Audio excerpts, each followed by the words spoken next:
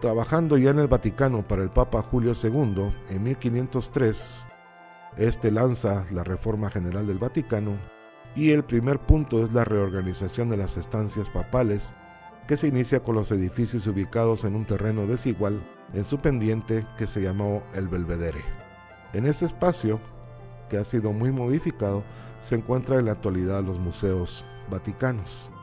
Bramante propuso construir para este espacio un gigantesco patio que salvaba el desnivel mediante el uso de plataformas y escaleras, creando un gigantesco espacio panorámico que se adaptara al desnivel. A ambos lados del gran espacio rectangular se construirían 2 loggias de 3 niveles cada una, con estancias especiales para los servicios del papado, como vemos en la sección que está en la ilustración de la derecha. Este dibujo antiguo muestra el diseño del cortile del Belvedere, tal como lo planificó Bramante y se empezó a construir. Luego el diseño sería reformado, y así está en la actualidad, tal como vemos en esta foto. En un extremo, y ahí sí respetaron el esquema de Bramante, había de colocarse una exedra, que es una construcción descubierta de planta semicircular de reminiscencias clásicas. Esta es una vista de la exedra que corona el lado más alto del cortile. Con este remate visual, Bramante se anticipó más de 150 años a las espectaculares panorámicas del barroco con sus remates visuales. En el palacio que está detrás de la exedra, el palacio llamado de Inocencio VIII, Bramante diseñó y construyó una famosa escalera en espiral que contiene los 3 órdenes arquitectónicos, pero de forma escalonada conforme se va subiendo la rampa en espiral, que es continua, o más bien la escalera en espiral, que es continua. Así se pasa de un primer desarrollo dentro del orden dórico, pasando a un segundo en orden jónico y rematando con un tercero en orden corintio. Del otro lado del gran patio del Belvedere, en el extremo opuesto, se sitúa el cortile de San Dámaso. De nuevo, otra vez aquí, Bramante usó la alternancia de órdenes, esta vez al ascender de nivel.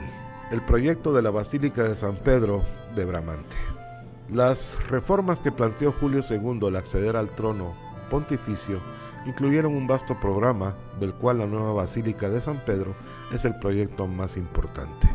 En Roma ya trabajaban varios artistas y arquitectos de renombre como Giuliano da Sangallo y Fra Giocondo, los 2 florentinos, y Bramante, que provenía de Urbino y Milán.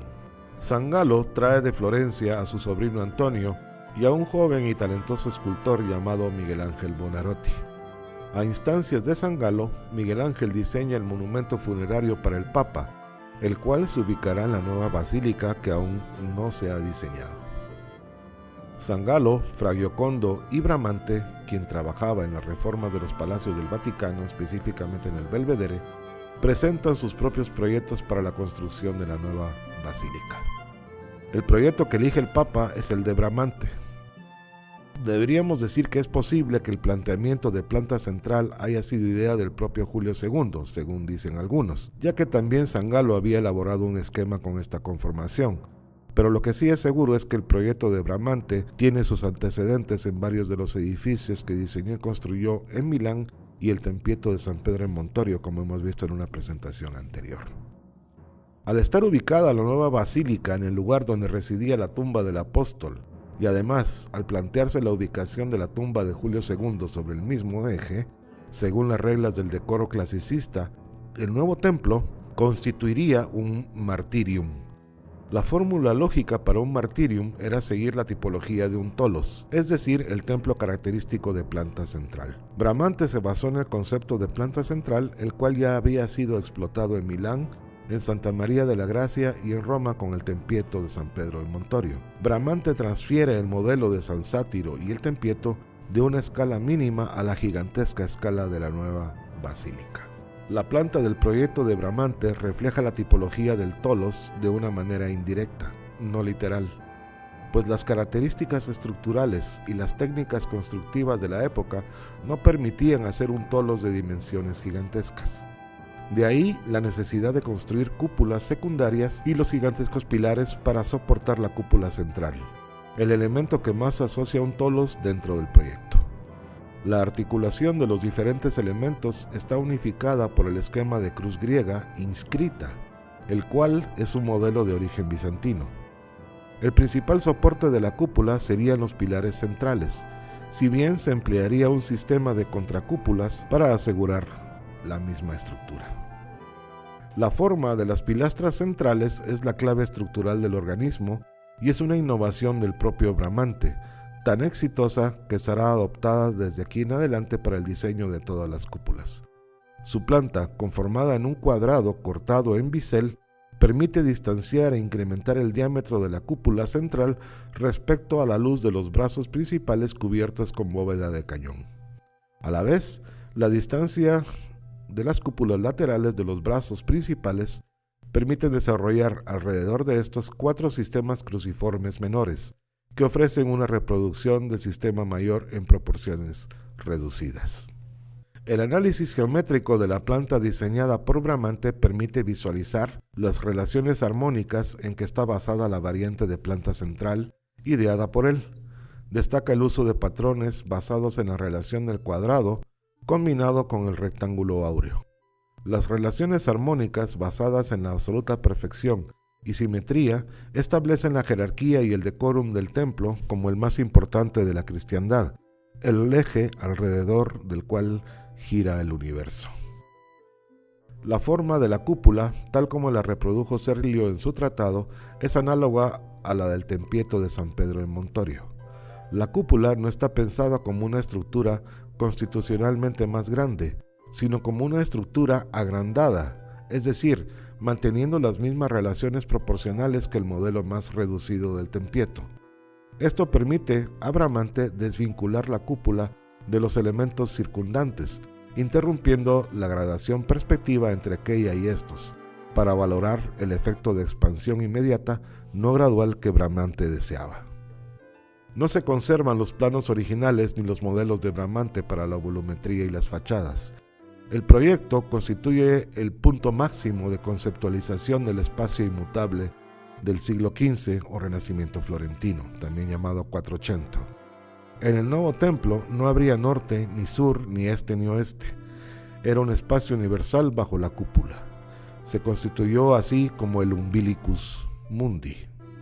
Aquí en esta isométrica podemos ver el planteamiento de los espacios internos con la altísima cúpula que diseñó Bramante para este edificio.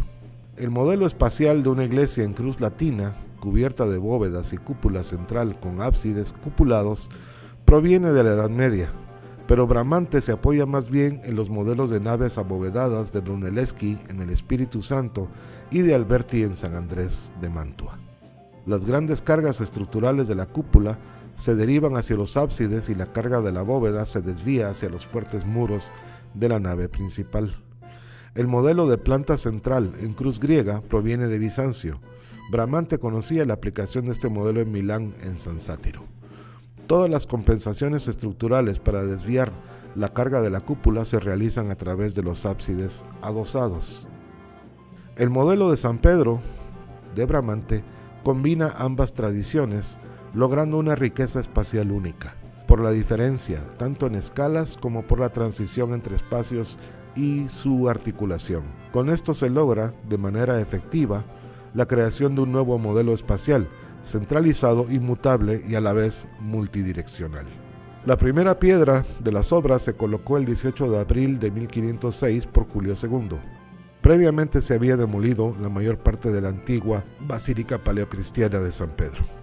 Julio II fallece en 1513 y su sucesor, León X, sigue con las obras de la nueva basílica, con Bramante al frente.